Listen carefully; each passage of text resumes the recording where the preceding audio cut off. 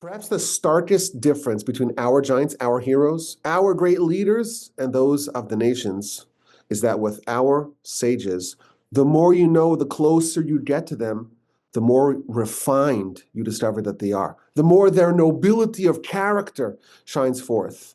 Whereas we're told not to meet your heroes, the opposite is true amongst the nations.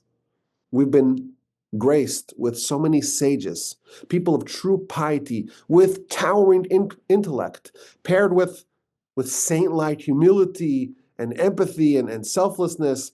My grandfather, blessed memory, used to say that he dreams one day to write comparative biographies, to take 10 great sages that we've had and compare it to 10 great heroes amongst the nations, and to compare the two, and to demonstrate up close the true saintly piety of our sages, the selflessness and the righteousness, and compare that to the greed and warped character of the people lionized by the nations. Our nation has always had and always will have great people, princes, princesses, giants, great, great people. We have an embarrassment of riches. So many exceptional, outstanding sages and scholars and leaders and people that could serve as fantastic role models. And where does it all come from? It comes from the Torah. We have the Almighty's Torah. And this is the recipe to turn a human into an angel. And my grandfather, blessed memory, used to say that there's no greater proof to the veracity, to the divinity of the Torah than look at the results. The proof is in the pudding.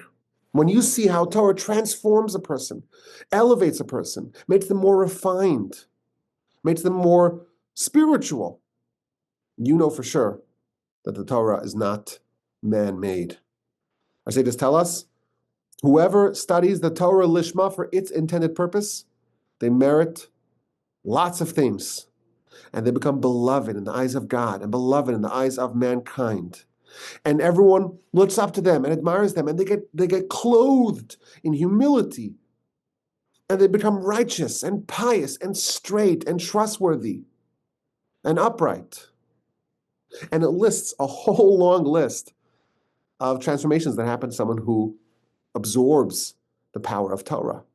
And when a person has the great privilege to meet a true Torah scholar up close and to see how Torah perfects a person, and you see a person with absolutely flawless character, I always wondered, like, does this even exist in the outside world? I don't know, Gandhi or Mother Teresa or the Dalai Lama, do they actually have flawless character? I don't know. But I can testify that I personally know dozens of people that don't have any discernible flaw. These are not people that write news articles about, or hymns, or movies, or people who win Nobel Prizes, people you'll pass in the street and you won't even notice that they're special in any way, but they are adorned with every conceivable positive trait, totally free of any bad trait, angels walking amongst us. And where does that come from? It comes from the Torah. This is the Almighty's prescription to achieve perfection. And if you see that and you appreciate that, you know for sure that this is not man-made. And I think a shining example of this, an outstanding example of this, is the story of the Chafetz Chaim, Rabbi Yisrael Meir HaKohen Kagan. He was the preeminent Jewish leader in the late 19th and early 20th century. He was a man of legendary character and saintly piety, saintly humility and holiness and righteousness. There are literally thousands of documented stories that talk about his scrupulous honesty and integrity, and his gentle nature, and his kindness, and his dedication for others, and his empathy for others. I was thinking, if we're going to do a Jewish history podcast on the Chafetz Chaim, should it be 2 episodes, 3 episodes, 4 episodes? It could be 10, because there's so much. And I, like many other Jewish children, I was raised on the stories of the Chafetz Chaim. And I have the privilege that my son, Yisrael Meir, is partially named after this great sage. We're not going to do 4 or 5 or 10 episodes. We'll do 1, but we'll try to capture the flavor of this absolutely resplendent character and talk a little bit about the influence that he had on the Jewish world in his day and even until today. He was, of course, a person of unparalleled personal righteousness and piety, but his contribution to the nation and to the world extends way beyond that. He wrote many, many books, and many of them in very different, disparate fields, and books that are absolutely revolutionary and shape modern Jewish life. So, for example, he's known as the Chafetz Chaim. Why? Because that's the name of his first book, Chafetz Chaim, which means desirous of life, based upon the verse in Psalms. Who is the man who's desirous of life? He who doesn't speak evil, who guards his tongue. Today, there's public awareness of the concept of Lashon Harav, of evil talk, of slander. And people learn about the laws of Lashon Hara and the severity and the importance of not saying anything bad or harmful about another person.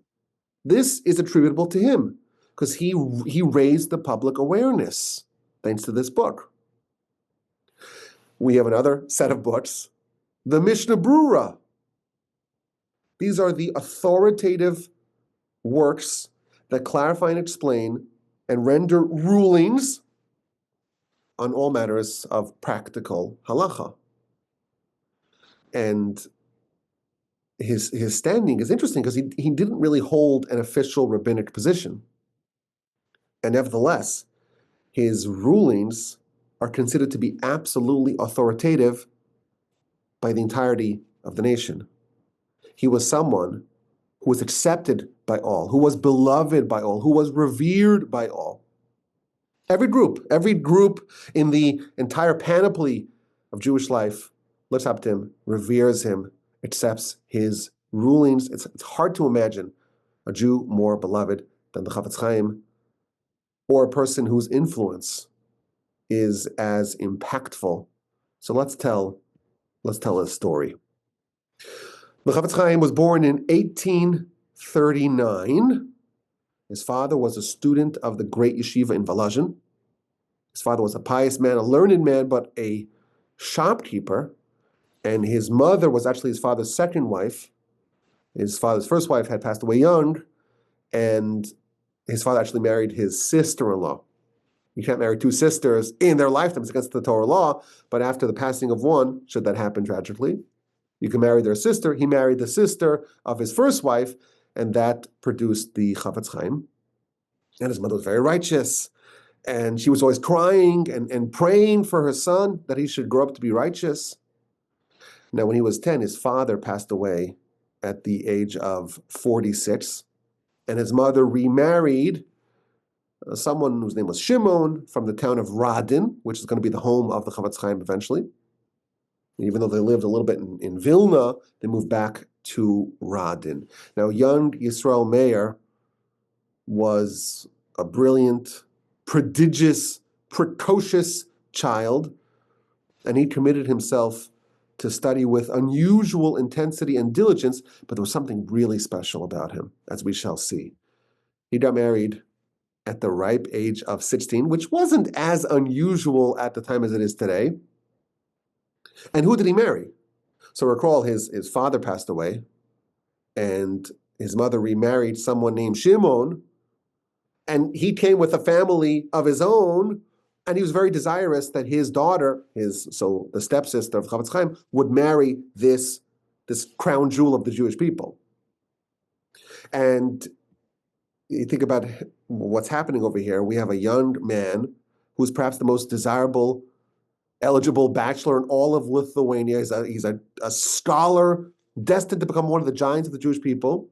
And every rich man in all of Lithuania would give a handsome dowry to have him as a son-in-law. But his stepfather wants him as a son-in-law. So he suggests maybe we can marry our children off. Now, the Chafetz Chaim's mother didn't like that. And there was this conflict that ensued. And when young Yisrael Meir discovered that this is causing problems to his mother's marriage, he says, I'll marry her, no problem. Now, the girl was older than him, and the family had little money or prestige. And there wasn't a family that wouldn't give up everything to have him as a son-in-law. But he said, this is going to cause problems. I'll marry her. I don't want to jeopardize my mother's marriage. Now, this sounds wonderful, but his brother, he heard about it. He said, what's happening? They're taking my brother. So he raced back to torpedo the engagement. But as fate would have it, his brother is coming to stop this. This is a terrible thing. What's happening over here? His coach broke down before he arrived in Radin. And by the time he got there, the engagement was sealed. No problem. You could annul the engagement. Chafetz Chaim says, annul the engagement? How can I shame a young Jewish girl? I can't do that. And we'll see later on, he said about himself, I never caused pain to a single person ever in my life.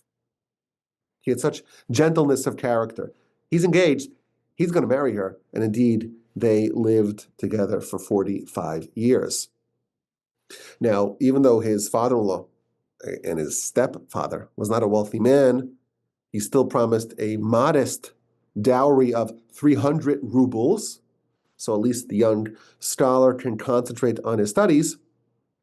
But unfortunately, his father-in-law / stepfather's business failed, and he wasn't able to fulfill his pledge. So what now?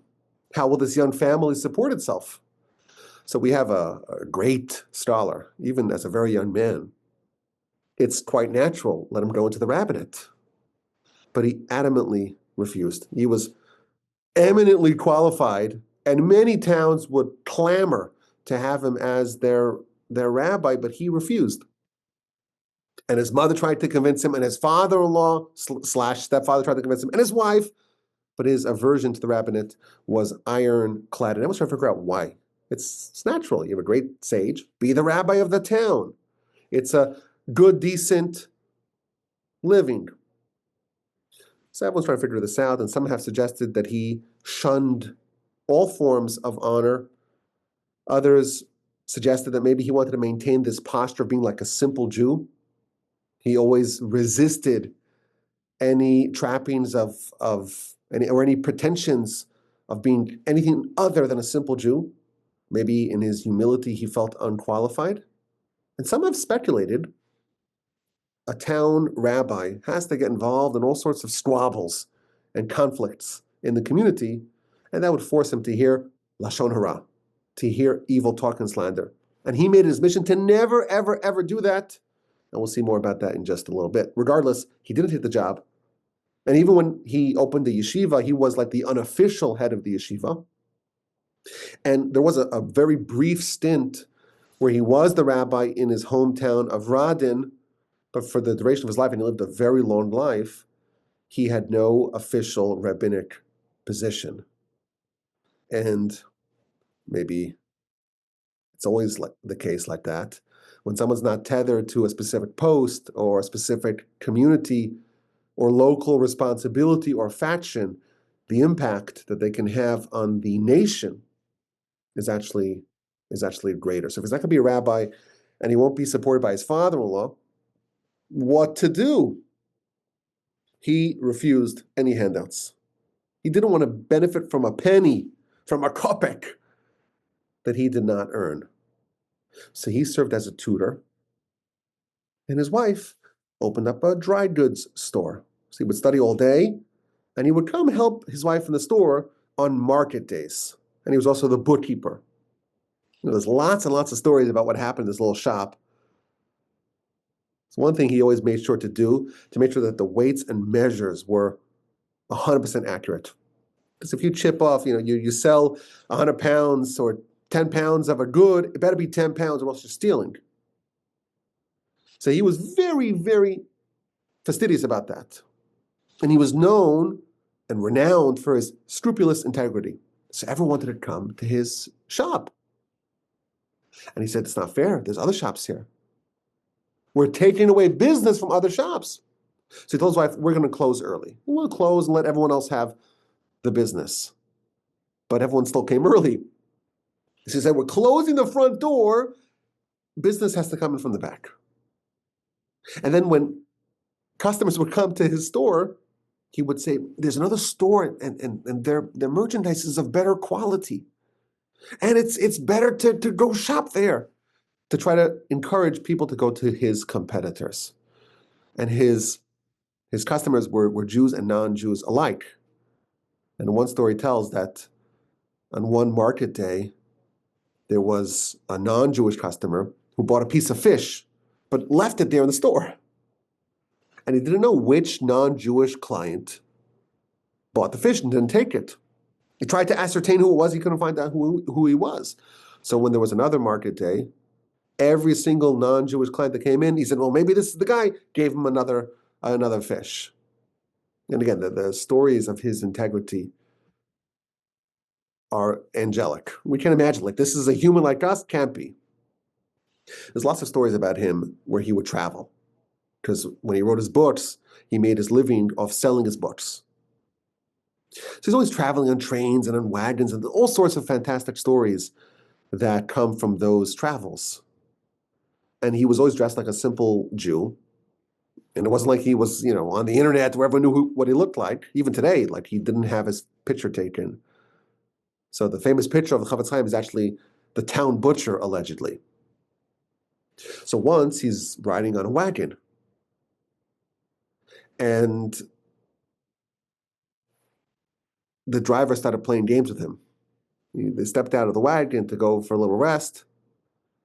So the driver just drove off and left him there, and he had to walk to the next town. But he gets to the next town, he's asking everyone who's the driver, not to berate him, but to pay him, because you got me halfway there. I have to pay you. For many years, he would travel from town to town selling his books. And he never sold a single book until he inspected every single page to make sure that there was nothing wrong. There was no misprints, no folded pages, no miscut pages. His daughter remembers, she would tell over, like, I remember, like, there were stacks and stacks of books, and he would sometimes employ her. You cannot sell a product that's not perfect. And when he had the yeshiva, he would give a short speech to the students after the prayer service, after Shachris. And one day he told his students, I can't give you any words of encouragement today. I didn't study sufficiently yesterday. Why not? Because he got a new shipment of books, and he went through book by book, page by page, to make sure that every single one of them that he's going to sell is absolutely perfect. Otherwise, it's stealing. And he said, I didn't study sufficiently yesterday. How could I speak to you? How could I tell you what you should do? How could I rebuke you or give you mussar or give you direction or encouragement? I'm not worthy of it. Even when he was traveling from place to place, he wasn't a great salesman. He wouldn't walk in and say, I'm the Chafetz Chaim that the whole world knows. He would say, I'm the agent. I'm the agent of the Chafetz Chaim, because he didn't want the honor. And when people realized this is the Chafetz Chaim, wow, the great sage, the renowned the world over, they try to give him extra money because he was very, very poor. And he absolutely categorically refused to take even a penny more. And there was once that he was leaving a town, he was on the train, and someone came to him from the window and says, I want to buy the book that you're selling. So he said, okay. He gave him a book through the window, and he paid him. But it was supposed to be a 1 ruble, but the guy slipped 100 ruble note to the rabbi. Okay, I'm helping the great rabbi, giving him some extra money. So the Chafetz Chaim arrives at the next town, and he realizes what's happened. He doesn't remember who it was who gave him that. So he turns around, goes back to the town, and goes to the shul, and he starts crying, bawling, begging. Who's the person who paid me extra? Come forth. I don't want to be overpaid even 1 penny. And eventually, the person stepped forward, and he made sure that his integrity was untouched. And in general, so many stories about him crying. His heart was the heart of an angel. And he was very self-critical, not critical of others, self-critical. People used to hear him because he was always traveling to different places, and he was in inns, and people would walk by his room and they would hear him for hours. rebuking himself, castigating himself, berating himself, speaking to himself. How could you do that? How could you do that? Always trying to improve. And once they heard him crying like unimaginable tears. Why? Because he made a cheshbon nefesh. What does that mean? It means that it's a self-introspection, calculation. How am I doing? Am I righteous? Am I wicked? Am I making the right decisions with my life or not? And he went through in his head every minute of his day, every minute of his week, every minute of his year to make sure I'm using it properly. The Almighty gives you a precious minute of time, use it properly. And there were 10 minutes that were unaccounted for. And he could not stop bawling about those 10 minutes, those 10 precious minutes that he was not able to account for. For 4 years, he served as the head of a yeshiva in a place called Vashilushuk. And again, I would tell you the stories, and you're like, oh, this sounds made up. But these stories are all true. These are verified. He lived almost 100 years. And thousands, tens of thousands of people met him, and these stories are all well documented. You can read this thick books on the Chafetz Chaim. So he would get paid by the owner of the yeshiva. He would get paid in one tranche before Pesach. It was a 50 ruble salary per year at the time.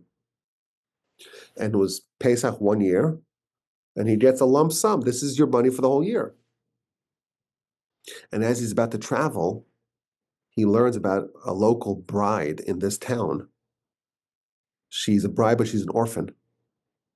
And she doesn't have any money to pay for the wedding. And they were going to annul the wedding.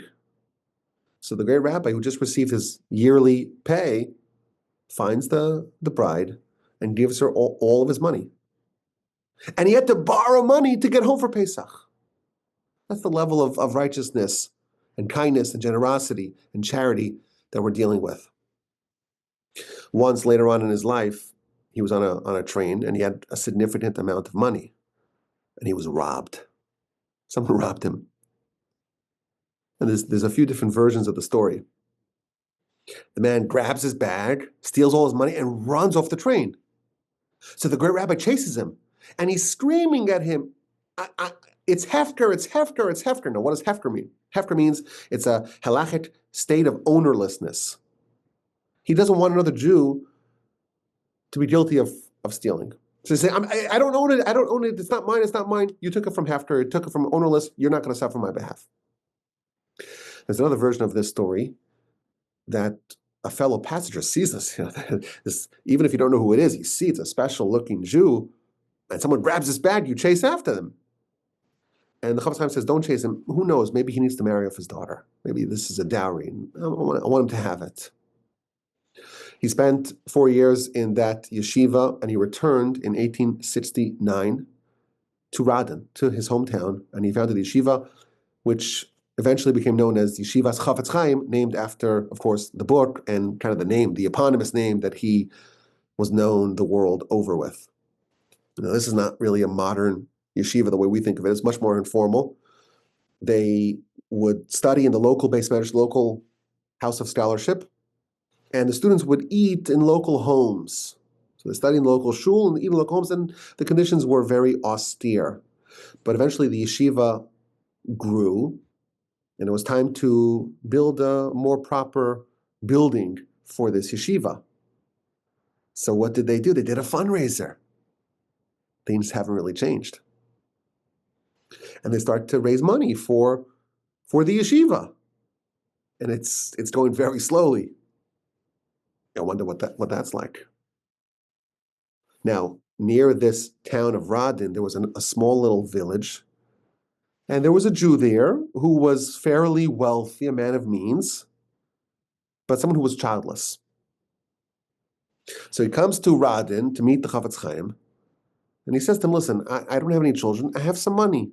I would like to build the whole building, I'm going to cover it. But I want you to name the yeshiva after me, after my wife, so we have like a continuity, we have a legacy. So the great rabbi is very moved by this this offer, but he says, I can't do it. The yeshivas, it's a public institution. If you cover all the costs, well, then no one else has the opportunity to contribute. Can't be. I can't accept it all.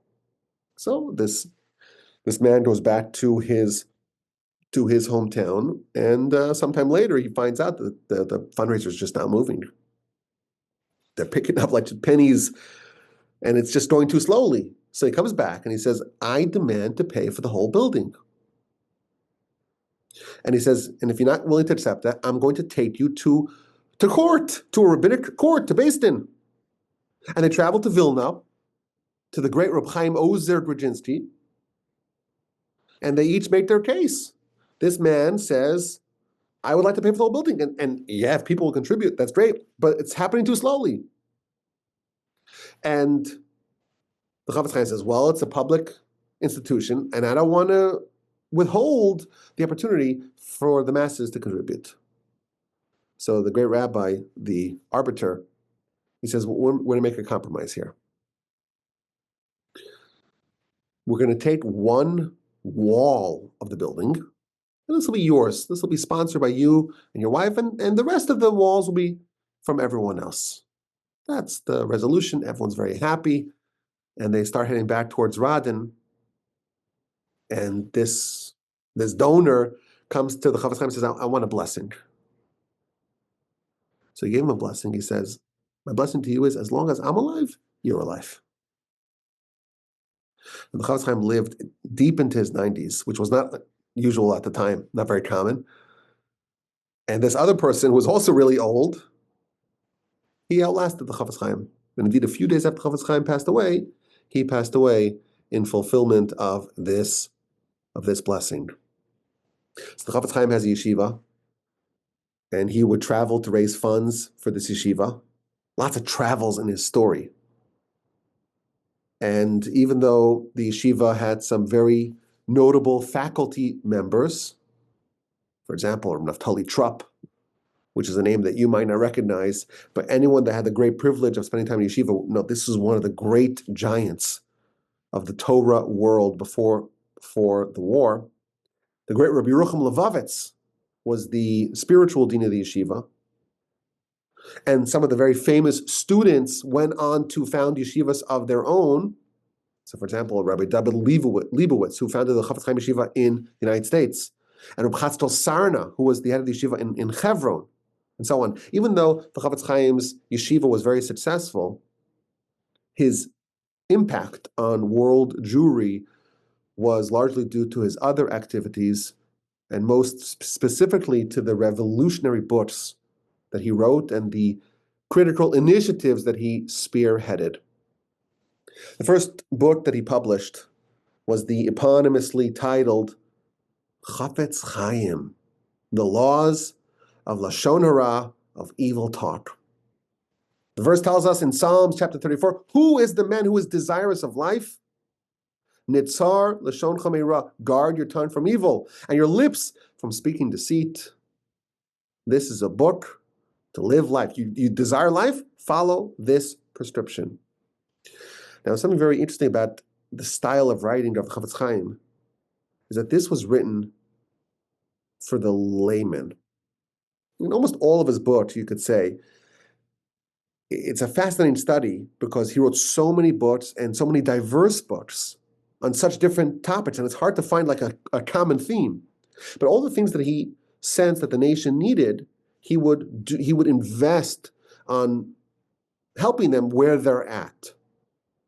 So his books, they're not about like displaying his great genius. He was a fantastic, prodigious genius. But his books were written for the people, for even the common folk. And he wrote it, it was written in a language and in a style that was appealing to them.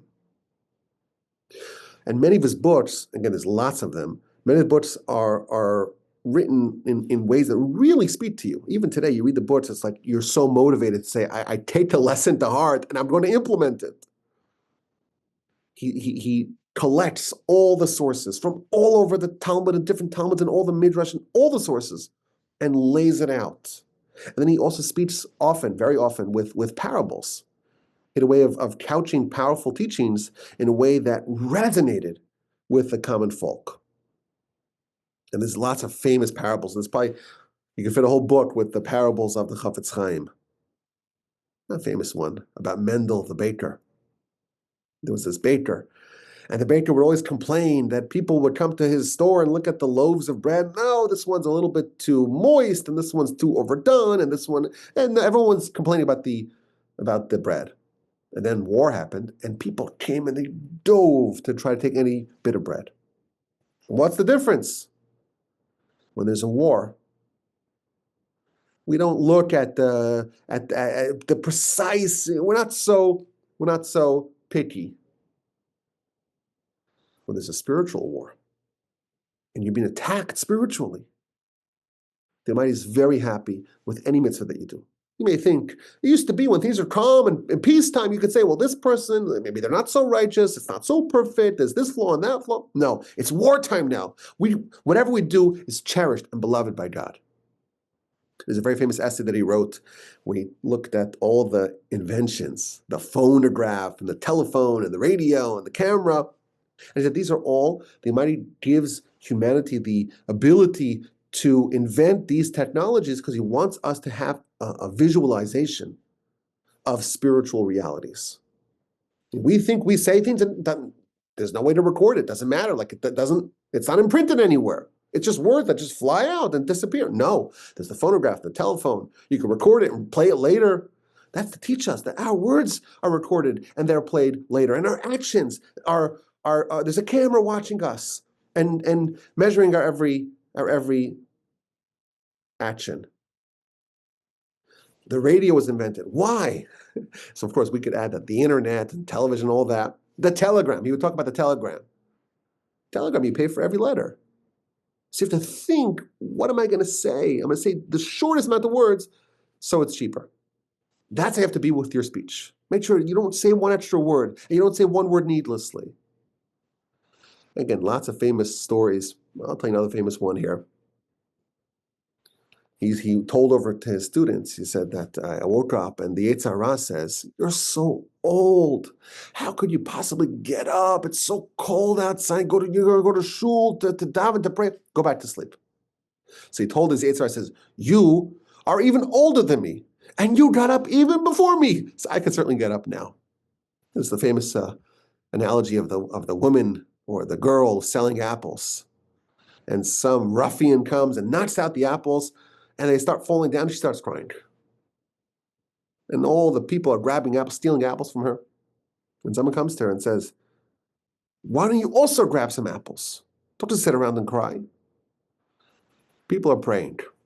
They pray, and their mind is wandering, and they're not concentrating, and there's no devotion. And they're just losing it all. Okay, but now you're halfway through prayer. Grab some apples. You can still do something more. It's not perfect, so what? But grab what you can.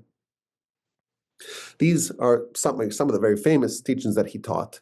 But again, if I'm misleading you to think that this is it, there's thousands, tens of thousands.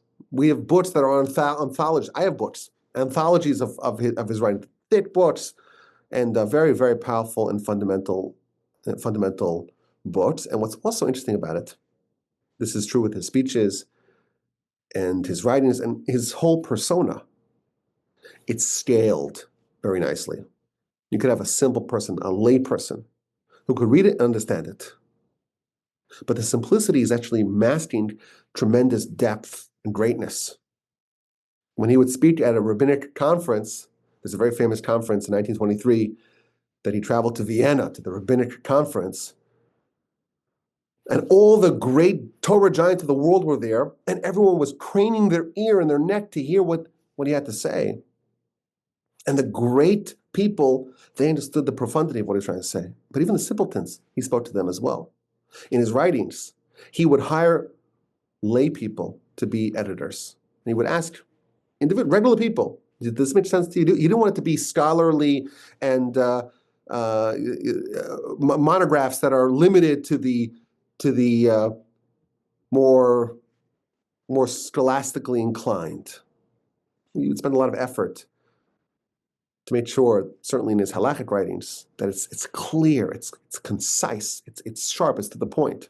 There's a story that he was once editing a piece of his work, and they spent hours, him and his son-in-law, who was a close collaborator.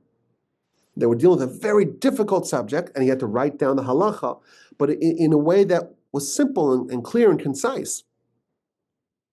And after hours and hours, they wrote one line and a half line. That's it.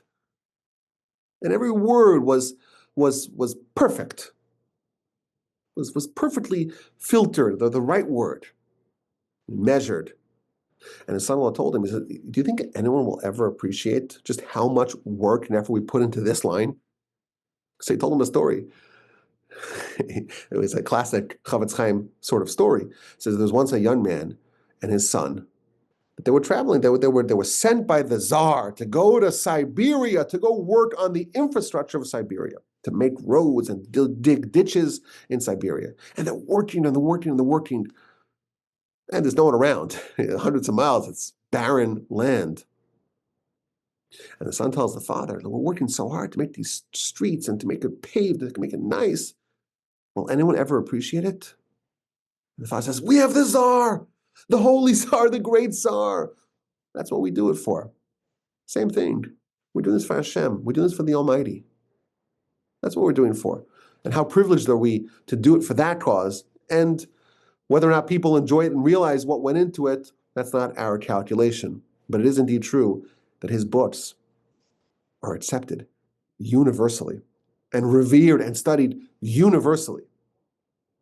So the first book is the Sefer Chafetz Chaim, the book of Chafetz Chaim, and he wrote a companion work called Shmiras Halashon, guarding of the tongue, and it spawned a revolution. And he argues and he proves that Lashon Hara is basically the worst sin of them all. And there's a lot of sensitivity that we have even today, and I don't think it's much of a leap to say that this is attributable to the Chafetz Chaim. He resurrected this mitzvah. Lots of campaigns and initiatives across the world, even today. There's a sensitivity against speaking gossip. In Israel, there's these bumper stickers, and people wear bracelets. Lashon hara lo medaber elai, which means evil talk, Lashon hara, doesn't speak to me. That's a campaign. It comes from the Chafetz Chaim. Because this mitzvah, it wasn't taken seriously. It was ignored. It was neglected. And even in the Talmudic times, the Talmud says, basically everyone is guilty of this. And if you're not guilty of Lashon hara, there's the dust, which means the fine, subtle types of Lashon hara. That certainly everyone is guilty of. And there was no work to collect all the laws. There was no single work, a halachic work that assembles it all in one place. The laws are scattered all over the Talmud, the Midrash. And the Talmud says very harsh things about speaking Lashon hara. Lashon hara lengthens the exile. Habitual speakers of Lashon hara, they lose their portion of the world to come. And there's four groups that don't receive the face of the Shekhinah, whatever that means. And one of them is the habitual Lashon hara speakers. Lashon hara kills the speaker, it kills the listener, and it kills the person that's speaking about. And it's worse on some level than the three cardinal sins.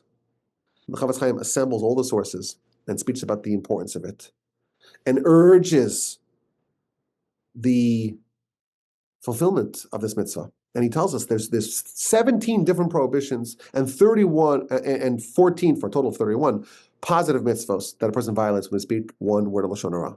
And if someone speaks Lashon hara, their prayer won't work because their mouth is corrupted. And the mouth is so important. The mouth is the defining characteristic of humanity. And you corrupt that, your Torah won't click, your prayer won't click.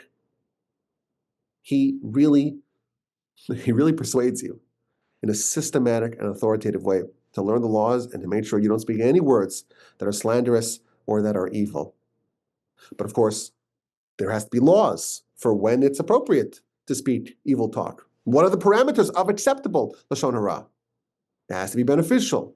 Should I invest with this guy and you know this person is a swindler? Well, you can't let the person suffer and invest with the embezzler? Yes, but there are 7 prerequisites in order for permissible beneficial negative talk. What about the dust of Lashon Hara? Suppose you know that there's someone who doesn't like another person. Just as you're prohibited to say something negative or damaging or harmful about another person, you can't praise a person in the presence of someone that you know doesn't like them in front of their enemy, because that will goad them into speaking negatively, and thus you're responsible for them speaking negatively. I would very much recommend a wonderful book in English. These books have been translated into English. Fantastic. There's also a book that takes the laws, but also the lessons. So those 2 companion works, the Chafetz Chaim and the Spiritual Lashon, and they have what's known as a lesson a day, where each day you could study a little bit of this, a little bit of that. It will change your life. Now, this book was published anonymously in 1873, so he's 34 at the time. And the greatest leader of the nation at the time was Rabbi Israel Salanter. And even though he showed him the book, Rabbi Salanter didn't want to give him an approbation, because they actually had a disagreement about one of the laws in the book. Asking forgiveness for someone who you spoke negatively about. On one hand, you do something bad to another person, you have to ask forgiveness. On the other hand, if they don't know that you spoke negatively about them, you didn't cause them any material damage, well, then you're just going to cause more problems by asking forgiveness. Maybe you shouldn't ask for forgiveness. That was the debate, and Rabbi Salanter did not give the approbation as a result of that. But the Chafetz Chaim lived by what he preached. He had otherworldly fastidiousness about not listening to Lashon Hara. And there's one story where he sat next to a farmer on a train. This farmer's sitting next to another Jew, so they're chatting. So what does he chat about? He's like his crops and his animals and his husbandry, and the Chafetz Chaim is listening intently to every word. And they arrive at the destination, and there's throngs of people. They're expecting the Chafetz Chaim to come. And this farmer is like, "Oh, I've been driving this guy nuts. I've been driving the Chafetz Chaim nuts for the whole train ride." So he went to apologize for wasting his time. He says, "No, don't you understand? I haven't enjoyed a conversation like this in a long time, because it was 4 hours of conversation without even a hint of any Lashon Hara." In general, they used to say about the Chafetz Chaim that he was very conversational. He was always speaking. You could speak and not violate Lashon Hara. He wanted to demonstrate that with his behavior. When the book was published, it was revolutionary. And it got a lot of attention, including some attention from some smart Alex. And they said, "Oh, this guy, he's 34 years old. He's going to tell us about these laws. We're going to go around and we'll start speaking this. But speaking Lashon Hara, see what happens. Let's see how he reacts." So they were sitting at a table together, and they start speaking to each other, and they look over and they see the Chafetz Chaim fell asleep. No, there's no Lashon Hara in his orbit. Some have suggested that if you look at his writings, there's something so special about how precise they are and how the language just flows. Some speculated he maintained fidelity, the fidelity of his tongue, of his words, of his language. He never sullied his powers of communication with any Lashon Hara. And the Maimonides says, okay, your words will flow as if they came from a golden tongue. And there's one humorous story that I read from a very reputable source. It tells that the Chafetz Chaim was in his 80s already, and someone came to visit him, and he was on his bed, and he wasn't feeling well. And in the middle of the conversation, the Chafetz Chaim says, "I want you to look inside my mouth." That's kind of terrifying. He says, "Look inside my mouth, count my teeth." And the rabbi opens his mouth and he starts counting the teeth, and he has pearly, healthy, robust teeth, not missing anything, which is unusual at the time without modern dentistry and all that. And he says, I guarded my mouth. The Almighty protected it as well. Chafetz Chaim became the name that he was known for, but you could argue that the Sefer, the book Mishnah Brura, was even more impactful. It's hard for someone who doesn't necessarily understand the dynamics of how we have the codification of halacha. It's hard to appreciate the importance of this book. I would make an argument that this is the most important Jewish book, Torah book, in hundreds of years, authored by the Chafetz Chaim. It's a staple in every Jewish home. It's relied upon in every home, in every camp, in every community. Halacha, you think of the history of halacha as like a cycle of complexity and simplicity. You have halacha, you have the Talmud. The Talmud has all of the halacha, all of the practical law, but it's not organized. You have to know all of Talmud to know the answer. And you have to know every possible variable in every possible teaching in the Talmud. You have to be a real expert. It's complex. So then the Rambam can say, okay, I'm going to simplify it. I'm going to organize it. I'm going to just give you just the bottom line. But then a bunch of other sages do the same thing, and suddenly you have 5 or 10 books of the sort. So comes along Rabbi Yosef Cairo, and he says, I'm going to write the Shulchan Aruch. I'm going to make it a set table. I'm going to organize it. For once and for all, I'll simplify it. And he writes the Shulchan Aruch, the code of Jewish law. It's simple. It's simple until all the commentaries start mounting. And it used to be that the Shulchan Aruch was supposed to be studied every month, just review it every month. Short, to the point, short and sweet. But today, if you open up a modern book of Shulchan Aruch, there's like one line of actual text of the Shulchan Aruch and then mountains of commentaries. It's no longer simple. It's complex. Now, the Shulchan Aruch is broken up into 4 different major sections, and the most pertinent one is known as Orach Chaim, the way of life. All the laws that relate to daily Jewish living. The Chafetz Chaim wrote a monumental commentary that takes all of the different commentaries on the Shulchan Aruch and assembles them and organizes them into one final authoritative work on a commentary that assimilates all the different books and opinions and customs and backstories and explanations all into one. It's like the number one book today for studying this part of the Shulchan Aruch, the part that's most relevant to daily Jewish life. And he spent 25 years finishing these 6 volumes, and it's a staple. It was universally accepted. It's known as the last authority, the final word in Orach Chaim, which is the most important part of Jewish life. Laws of prayer, laws of blessings, laws of Shabbos, all the festivals, and so on. Those sorts of daily and cyclical Jewish life, it's there, and the Chafetz Chaim wrote this book. And again, the book itself, it's the text of the Shulchan Aruch, and it's actually multiple different commentaries.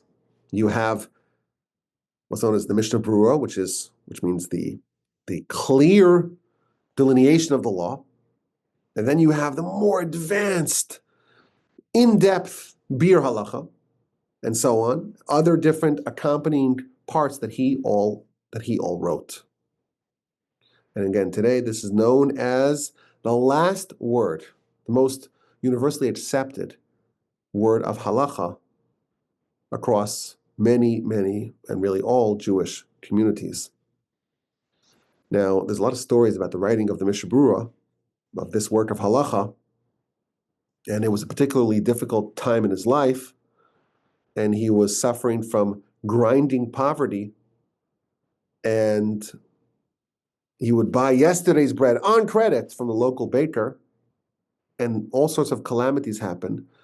Part of the town burnt down, and there's a terrible episode where his son passed away, and actually he had a dream.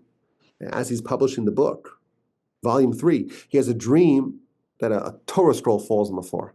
And he knew right away what this meant, what the prophetic version of this dream is. His son had passed away. And as he was in the middle of writing the laws of what to do when someone, God forbid, dies on Shabbos. And the story goes, the legend goes, that he understood that the Satan's trying to stop him from writing this book that's going to be so necessary and so fundamental to Jewish life. And apparently he banged on the table and he screamed, "It's not going to help. I know what you're trying to do to me. The nation needs this work and I'm going to finish it." And again, we could do a whole session on just each one of these books, but he wrote many, many books. So another great one is called Ahavas Chesed, loving kindness, all the laws and stories and teachings about the greatness of chesed, of kindness. He wrote works about studying the more neglected parts of the Talmud, namely that of Kachim. There's a whole order of Mishnah, a whole section, major section of Talmud that deals with sacrifices. Well, we don't have a temple. We can't do sacrifices today. We believe Messiah could come any day. Temple could be rebuilt any day. What's going to be? The nation's ignorant about what to do when the temple's rebuilt. Messiah comes. So he wrote one book about encouraging the study of this section of Talmud. And they wrote a second book about, ostensibly, it's about yearning, anticipating, awaiting Messiah. It's called Tzipisa Liyeshu, which means it's one of the Talmud says there's 6 questions that a person is asked after they die. The heavenly tribunal asks them 6 questions. And one of them is, did you wait for Messiah? Did you yearn for Messiah? So he writes a book about yearning for Messiah, but the punchline of the book is, well, do you really yearn for it? Are you preparing for it? Do you know the laws that are applicable in the times of Messiah? You're going to wait for Elijah to come teach you the laws? No, Elijah will not teach you the laws that you cannot learn on your own. You have to learn it. So the whole final part of the book is an exhortation to study the laws of Kachim. The legend has it that he himself was living with anticipation of Messiah, that he had a bag ready to go. And he had a suit ready to go, to put on, to don when Mashiach comes. And he himself was a Kohen, and he was even called in his lifetime the Kohen Gadol. He was known as the Great Kohen, because he was definitely going to be the Kohen Gadol. He was the greatest Kohen that we had at the time. And, well, there's a version of the story that I heard from someone here in Houston. Someone once, I think he gave a hitch to one of the descendants of the Chafetz Chaim. And he said to him, it's a well-known legend that your great-grandfather, great-great-grandfather, whatever it was, had a special bag ready for Messiah and a special suit to don when Messiah comes. He says, it's not true. We know that if my great-grandfather had an extra suit, he would find a Jew who needs it and give it to them. Can't be that the story is true. Either way, he certainly was someone who very much made an emphasis about awaiting for Messiah and learning the laws that we need to do, that we need to be aware of when Messiah actually comes. He wrote a book to help the Jews traveling to America. At that time, America was a spiritual wasteland. There was no yeshivas, very, very little access to kosher foods. Jews are going to America. What's going to be with him? A synopsis of laws for everyday life. So they have a little bit of a manual for how to live as a Jew. He wrote a book, a guide for a Jewish soldier in the Russian army. What the Russians would do, they would take young Jewish boys, really everyone, they would conscript them at the age of 8 from Jewish families. They'd have a quota from every town, and then they would be conscripted for 25 years. You have a Jewish child living amongst these Russian drunks. What's going to be of them? So he wrote a book written for Russian army soldiers who are Jewish. And it's interesting that if you read the book, he's very mindful of the censor. So he's paying tribute to the great Tsar, who's so wonderful and so beloved. But what are the halachic issues that a Jewish soldier will encounter? How to retain your Jewish observance in a very hostile environment. There's a famous story where he once encountered a man, Jewish man, but this man starts eating in a very aggressive way, and he's not making a blessing, and he's drinking whiskey like a peasant.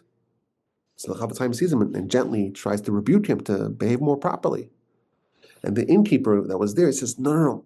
This guy, when he was 8, he was taken by the Tsar's army, and he was there for years, and 25 years conscripted in the army, and spent 10 years in Siberia, and he became like a Russian peasant. Just let him be. So the Chafetz Chaim went over to this person. He said, it's unbelievable. I heard that you were raised from a very young age to live amongst the peasant Gentiles, and you didn't convert to become a Christian? I wish I had merits like you. I wish I was as righteous and as noble in the eyes of God as you are. In the next world, you will be viewed as a total tzaddik, a total righteous person. You forfeited so much for your faith. That's what he told the soldier. And the man started to cry and embrace the Chafetz Chaim. This is a typical example of a story. Someone who has such a wholesome heart, who was so gentle and so loving and so kind. Indeed, he was called a high priest, a Kohen Gadol. He lived like Aaron did, someone who loved people, sought peace, pursued peace, loved people, and brought them close to Torah, never demonizing anyone, always trying to see them in a positive light and to do whatever he can to bring them closer. There's an interesting related story. When the First World War ended, there was a lot of Jews that were involved, Jewish communities that were right in the middle of the battlefields, and it upended Jewish life as it did life in general in Europe for 4 years. Chafetz Chaim was already a very old man at the time. And he traveled to Vilna to speak with the aforementioned Rabbi Chaim Ozer Grudzinski. And he said to him, we have to do something for the Jewish soldiers. We have to make some kosher food. They go to the army. There's no kosher food. So we have Jews who are forced to eat non-kosher. And some of them are stationed around the city. So you have to provide for them kosher food. Now, at the time, it's like a very chaotic time. Like the city had very recently been occupied by an army. And there was so much trouble and so much suffering happening, and people didn't know what would tomorrow bring. People didn't even know they had any food for bread for the next day. To think about the Russian soldiers, the Jewish Russian soldiers who don't have kosher food, it's not something that was really front of mind. But the Chafetz Chaim shows up. So Reb Chaim Ozer Grudzinski, who was considered to be the Gadol Hador, the greatest leader of the generation, and he was in Vilna, as is well known. He says, listen, now is not the right time to deal with that. They've been eating with the general Russian army for a long time, for years. If it happens for a few more months, not the end of the world. So the Chafetz Chaim responded to him. He says, listen, people decided that I'm a righteous person. And they listened to me because I'm an old person. I'm not going to be here for forever. And I know when I come there, they're going to ask me, why did you not save Jews from eating non-kosher? Now I'm happy, I'm calm, because I'm going to tell them I went there, even though I was very old, and he had a lung infection at the time. I traveled to Vilna, and I tried, and I met the rabbi of the town, and he said, it's not the time to do it. Now I'm happy, I could go back home, I don't have to worry about it, I do what I can. So of course, the great rabbi here says, "Oh, we have to do something." And indeed, they made a big announcement. The Chafetz Chaim is coming to speak, and he's speaking in the great synagogue in Vilna. And the Chafetz Chaim spoke about it, and they raised money, and they made a kosher kitchen for the locally stationed, garrisoned Jewish troops. My grandfather, blessed memory, when he was 19, the Chafetz Chaim passed away. And at the time, he was a student in a yeshiva in Switzerland. And his fellow yeshiva students, they said to him, why don't you give a eulogy for the Chafetz Chaim? So he gave a eulogy. And the main thrust of the eulogy is how the Chafetz Chaim was not a person who had an official post. And he had just a humble home in Radin, some small little town, backwater town, but without an official post and without any official prestige, his influence reverberated the world over. His words spread throughout the whole world. Now, my grandfather, the next year, or some months later, he joined the yeshiva in Poland, in the Mir, under the great Rabbi Yerucham Levavitz, who was a student of the Chafetz Chaim, and he discovered that the eulogy that he gave, it matched the eulogy that his new teacher gave on the Chafetz Chaim. But this is the story of the Chafetz Chaim. He didn't wear rabbinic garb. He wore like a casquette, which is like a layman's hat. Wasn't officially ordained as a rabbi. Resisted any publicity. He refused to be interviewed or photographed. I mentioned earlier there was the great rabbinic conference in Vienna in 1923. That's the memorable Knessia Gedola where they introduced the Daf Yomi. He needed a passport to get there, but he didn't want his picture taken. So the Polish government, they granted him a special exemption. He could have a passport without a photograph. But when he got to part of the form occupation, he wasn't able to write rabbi because he wasn't officially ordained as a rabbi. So he was in his 80s, and the Reb Chaim Ozer Grudzinski, the Gadol Hador, he gave him smicha, official rabbinic ordination. He was the rabbi of the whole nation, but wasn't officially a rabbi. There's even a story, an American reporter came to interview him in Radin, and he didn't want to be interviewed by some American reporter. But this woman was allowed to glimpse through a window to see this great sage. I mean, his visage was so powerful that she wrote this very laudatory article, even though she never spoke to him. He didn't want any publicity, and he was pained by his existing renown. And like I said, there's no photographs of him. The butcher is the photograph. The famous photograph of the Chafetz Chaim, it's actually of the local butcher in Radin who apparently looked similar to him. But it was recently discovered about 8 or 10 years ago. There was a video they found. Someone stationed a video, like a tripod with video of all the people coming into this Knessia Gadol, this rabbinic conference in 1923. And there's like a 10-second clip of the Chafetz Chaim. And I encourage everyone to watch it because you see very clearly the piety and the modesty and the humility and the simplicity, but the undeniable greatness. With him, he tried to hide everything, but it ultimately burst forth. My grandfather used to say, if someone merited to hear the Chafetz Chaim speak, everyone sensed that it's like prophecy. It's like the divine presence is speaking from his throat. He testified about himself. I never lied once in my life. I told y'all earlier. He said, I never inconvenienced myself. I never inconvenienced another person even once in my life.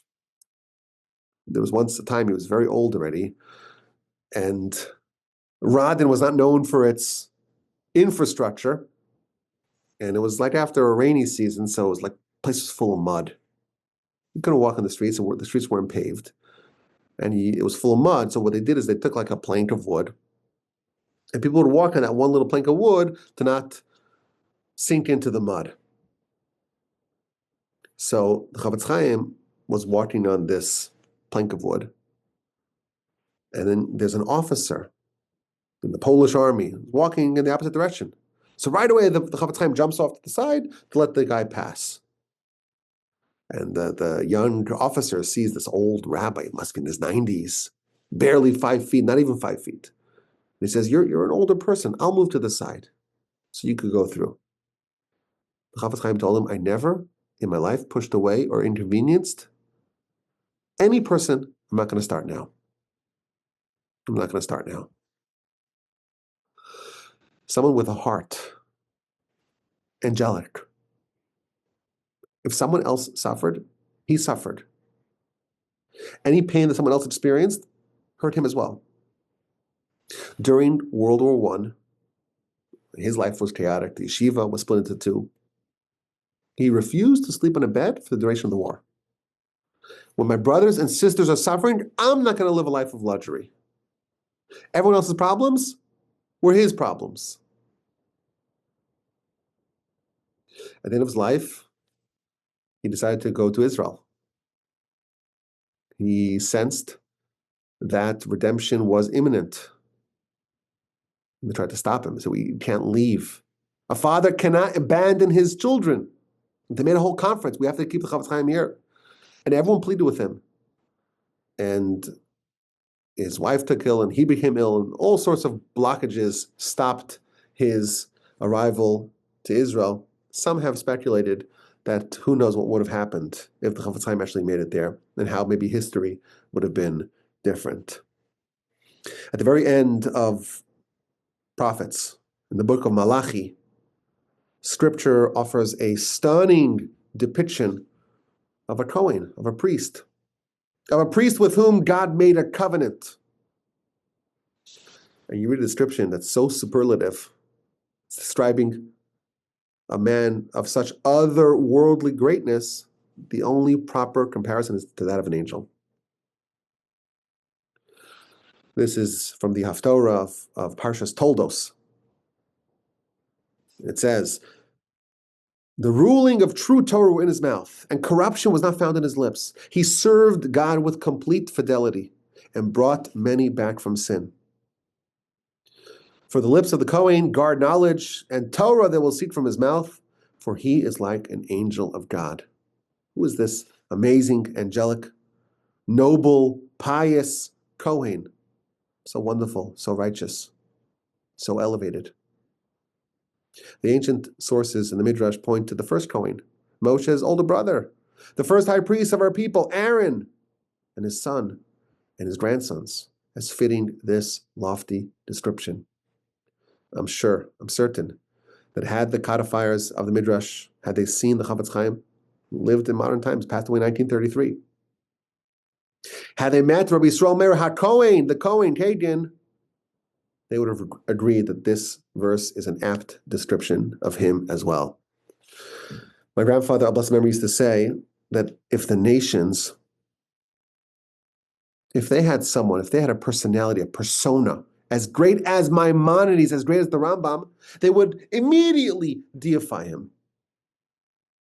I think that if the nations were privy to such a person as the Chafetz Chaim, he would also be deified, because such greatness, we're familiar with it. Our nation, it doesn't exist elsewhere.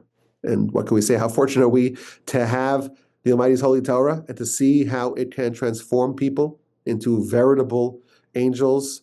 And hopefully we can take a thing or two from the story of the Chafetz Chaim and elevate ourselves. I would encourage you to do what you can to get hold of some of his books, because they exude holiness and righteousness and elevation and love. He was a great genius, but his genius is masked by his piety. These books are transformative. They spawned movements. They helped the nation when they needed help. The Chafetz Chaim's influence towers over our generation, even though it's almost 100 years since he passed. How fortunate are we to have had someone like that in our midst? May we all be so fortunate to elevate ourselves, to learn from his story and from his lessons, and hopefully to learn from his books, and to be elevated together with this great sage. I thank you for listening. This was a delight, as it always is. My email address is rabbiwalby@gmail.com.